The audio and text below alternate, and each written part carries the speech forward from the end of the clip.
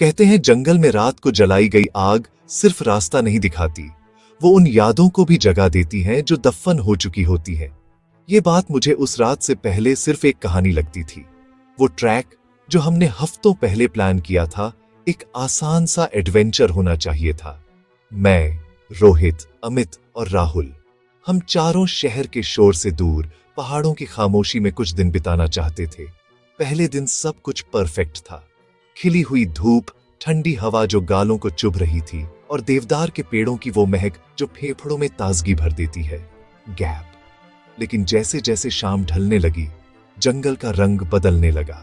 वो रास्ता जिस पर हम सुबह से चल रहे थे अचानक कहीं गायब हो गया। हमें लगा ये बस एक खराब प्लान का नतीजा है। मोबाइल नेटवर्क पूरी तरह खत्म था और अंधेरा किसी शिकारी की तरह दबे पांव हमारी तरफ बढ़ रहा था। घबराहट अब डर में बदल रही थी, इसलिए मजबूरी में हमने वहीं रुकने और कैंप फायर जलाने का फैसला किया। आग जलते ही थोड़ी राहत मिली, जैसे किसी ने अंधेरे के सीने पर एक गर्म हाथ रख दिया हो। लेकिन अजीब बात यह थी कि आग की लपटें ऊपर नहीं उठ रही थीं। वो सीधी जाने के बजाय जमीन के समानांतर फैल रही थीं, जैसे किसी अदृश्य चीज के चारों ओर घूम रही हो। धुएं का कोई नामो निशान नहीं था, बस एक अजीब सी सूखी गर्मी थी जो हमारे चेहरों को झुलसा रही थी। गैप। हमने एक दूसरे की तरफ देखा। आंखों में वही सवाल था जो कोई पूछना नहीं चाहता था। मैंने सुना है कि यहाँ लोग रास्ता नहीं बल्कि अपनी जगह छोड़कर जाते हैं। Chuckles nervously. शायद ये जंगल किसी को चुनता है जिसे वो हमेशा के लिए अपने पास रखना चाहता है। डराने से कुछ नहीं होगा अमित, ये बस हवा का रुख है। और वैसे भी कहानियां सिर्फ डराने के लिए होती हैं, असलियत में ऐसा कुछ नहीं होता। लेकिन राहुल के बोलते ही सब कुछ थम गया। गैप। न हवा, न कीड़े, न पत्तों की हलचल। खामोशी इतनी गहरी थी कि मुझे अपने दिल की धड़कन कानों में गूंजती हुई सुनाई दे रही थी। वो एक ऐसी चुप्पी थी जो शोर से ज्यादा डरावनी होती है। और मुझे पहली बार महसूस हुआ कि हम सिर्फ जंगल में नहीं हैं, जंगल हमारे अंदर भी घुस चुका है। हमारी सांसों में, हमारी सोच में। आग के चारों ओर हमारी परछाइयां नाच रही थीं। मैंने यूं ही उन्हें गिनना शुरू किया। 1, 2, 3, 4, 5। गिनती गड़बड़ थी। 4 लोग और 5 परछाइयां।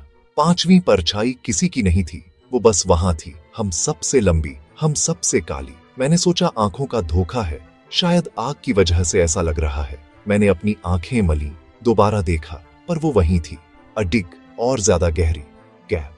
तभी हमारी आंखों के सामने झाड़ियों के बीच से एक पतली सी पगडंडी उभर आई, बिल्कुल साफ, जैसे किसी ने अभी अभी उसे हमारे लिए बनाया हो। देखो रास्ता, शायद यही बाहर जाने का रास्ता है, चलो जल्दी करो। रास्ता दिखना चुने जाने की निशानी है। वो आवाज हमारे कानों में नहीं, सीधे हमारे दिमाग में गूंजी थी। सूखी, ठंडी और सदियों पुरानी। हम सब सन्न रह गए। एक साथ हमारी टॉर्च जली और रोशनी में जो दिखा उसने हमारे पैरों के नीचे से जमीन खींच ली। हम 4 नहीं बल्कि 5 लोग खड़े थे। 5वां हमारे बीच था। चेहरा अधजला, कपड़े राख जैसे और आंखें, उसकी आंखें बिल्कुल खाली थीं, जैसे 2 गहरे कुएं जिनमें रोशनी भी डूब जाए। गैप। उसने कहा कि वो भी कभी हमारी तरह ही यहां फंसा था और इस जंगल से निकलने का सिर्फ एक ही तरीका है, कोई और उसकी जगह ले ले। राहुल गुस्से में चिल्लाया, बोला कि ये सब बकवास है, कोई मजाक कर रहा है। लेकिन तभी उस अजनबी ने राहुल का नाम लिया, फिर मेरा, फिर रोहित और अमित का। वो हम सबके नाम जानता था, जैसे वो हमें सालों से, सदियों से जानता हो। और तभी उसने वो बात कही जिसने मेरी रूह जमा दी। तुम 4 नहीं हो, तुम 3 हो। हम उसकी बात समझ नहीं पाए। 3? हम तो 4 थे।